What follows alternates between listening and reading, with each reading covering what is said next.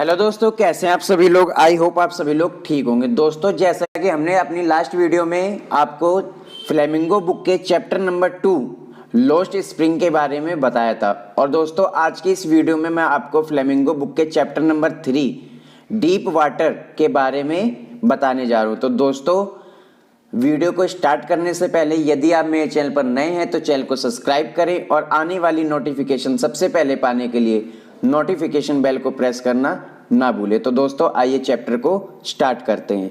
दोस्तों, इस पार्ट में लेखक बताता है कि उसने गहरे पानी के संबंध में अपने भय पर कैसे काबू पाया। यह भय बचपन की कुछ घटनाओं की वजह से उसके मन में भर आया था। लेखक अपनी कहानी तब से शुरू करता है जब उसकी आयु 3 या 4 वर्ष की थी। लेखक अपने बचपन की एक घटना का वर्णन करता है। उसकी आयु तब 3-4 वर्ष की थी। उसका पिता उसे कैलिफोर्निया वाले समुद्र तट पर ले गया। बच्चा अपने पिता के साथ चिपटा हुआ था, किंतु एक तेज लहर आई और इसने उसे नीचे पटक दिया। पानी उसके ऊपर से निकल गया। लेखक का दिल भय से भर गया। उसे गहरे पानी से बहुत डर लगने लगा, किंतु उसने तैरना सीखने का निर्णय कर लिया। उसने एक स्थानीय स्विमिंग पूल में प्रवेश प्राप्त कर लिया और उसने पानी में तैरने के नए वाटर विंग्स ले लिए तथा दूसरे लड़कों की भांति पानी में पांव चलाने लगा। किंतु एक दिन एक भयानक बात घटित हो गई। लेखक सरोवर के किनारे अकेला बैठा हुआ था। तभी एक बड़ा लड़का अचानक उसके पास आया। उसने लेखक को ऊपर उठाया और सरोवर के गहरे पानी में पटक दिया। लेखक तुरंत सरोवर के निचले तल तक पहुंच गया। उसने ऊपर को उछलने के लिए अपनी पूरी ताकत का इस्तेमाल भी किया। वह धीरे धीरे ऊपर आया। उसे पानी के अतिरिक्त और कुछ नहीं दिखाई देता था। उसकी सांस उखड़ गई। उसके फेफड़े दर्द करने लगे। उसका सिर चकराने लगा। उसने भय में चिल्लाने की कोशिश की, किंतु कोई आवाज निकल ना पाई। वह 3 बार नीचे को गया और 3 बार उसने ऊपर आने की कोशिश की, किंतु उसके सभी यत्न असफल रहे। फिर उसने अपनी सभी यत्न छोड़ दिए। लेखक के दिमाग पर एक कालापन सा छा गया। उससे उसका सब भय समाप्त हो गया। अब कोई घबराहट नहीं रही। वह सोचने लगा, अब बढ़िया है, मैं सो जाता हूँ। अब उछलने की कोई ज़रूरत नहीं है। अब मुझे सो जाना चाहिए। फिर हर बात दिमाग से निकल गई, किंतु सौभाग्यवश उसे बाहर निकाल लिया गया और डूबने से बचा लिया गया। वह लड़का जिसने उसे अंदर फेंका था कह रहा था, लेकिन मैं तो केवल मजाक कर रहा था। अनेकों घंटे बाद लेखक वापस घर चला गया। वह कमजोरी महसूस कर रहा था और कांप भी रहा था।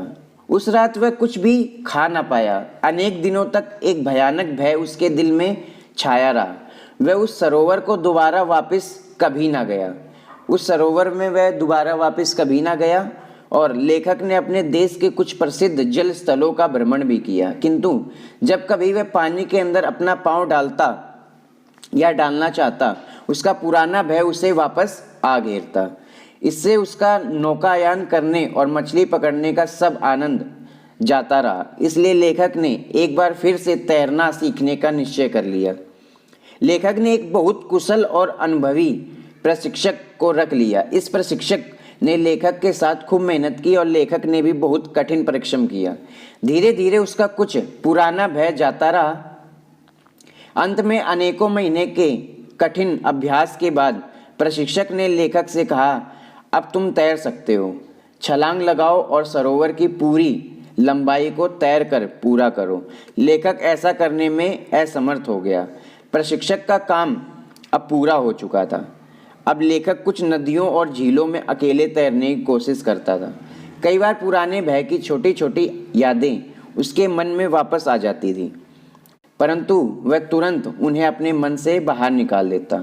अंत में वह गहरे पानी के संबंध में अपने सब भय पर काबू पा गया। वह बड़ी बड़ी नदियों और झीलों के आर पार मीलों तक तैर सकता था। लेखक को तैरने के बारे में अनुभव उसके लिए एक गहरा अर्थ रखता था। मृत्यु के संबंध में भय में ही आतंक होता है। मृत्यु में तो शांति होती है। इसलिए एकमात्र चीज जिससे डरने की मनुष्य को जरूरत होती है वह है भय। तो दोस्तों, यहाँ पे बताया गया है, लेखक एक कहानी बताता है। ये उस समय की बात है जब लेखक की उम्र 3 या 4 साल होती है। उसका पिता उसे समुद्र के किनारे ले जाता है और वह अपने पिता से चिपटा हुआ है, किंतु एक शक्तिशाली लहर आती है और उस बच्चे को नीचे पटक देती है। पानी उसके ऊपर से होकर बहने लगता है। उसी समय बच्चे का दिल पानी के डर से भर गया होता है। फिर भी जब वह थोड़ा बड़ा हुआ तो उसे तैरने सीखने का मन किया। वह एक स्थानीय क्लब के तैरने के तालाब का सदस्य बन गया। वहाँ भी उसे एक डरावना अनुभव हुआ। एक बार बड़ी उम्र के एक लड़के ने उसे उठाया और तालाब के गहरे वाले सिरे में फेंक दिया। लेखक ने पानी के साथ उतनी ही अच्छी तरह से संघर्ष किया जितना उसके लिए संभव होता था। वह आतंक से भर गया और उसके सभी प्रयत्न बेकार रहे, तो उसने संघर्ष करना बंद कर दिया। अब उसका सारा डर जाता रहा। उसे ऐसा महसूस हुआ जैसे उसे नींद आ रही थी। फिर उसकी आंखों के सामने अंधेरा छा गया। सौभाग्य से उसे डूबने से बचा लिया गया और तालाब से बाहर ले आया गया। वह डर लेखक के साथ कई वर्षों तक रहा। उस डर के उसके मछली के शिकार और नाव में सैर करने का और तैरने का सारा मजा किरकिरा हो गया। लेखक को कुछ प्रसिद्ध पानी वाले स्थानों पर जाने का मौका मिला, पर जब भी वह अपना पैर पानी के अंदर डालने की कोशिश करता, उसका पुराना डर एकदम से वापस लौट आता है। अंत में लेखक ने एक प्रशिक्षक से तैरने सीखने का फैसला किया। वह प्रशिक्षक एक बुद्धिमान और अनुभवी व्यक्ति था।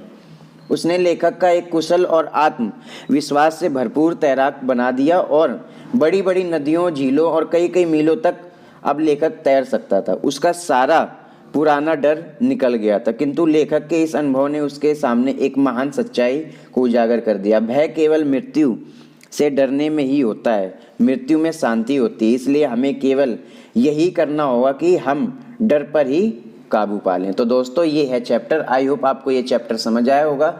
दोस्तों, वीडियो को लाइक, शेयर और सब्सक्राइब करना ना भूलें। धन्यवाद।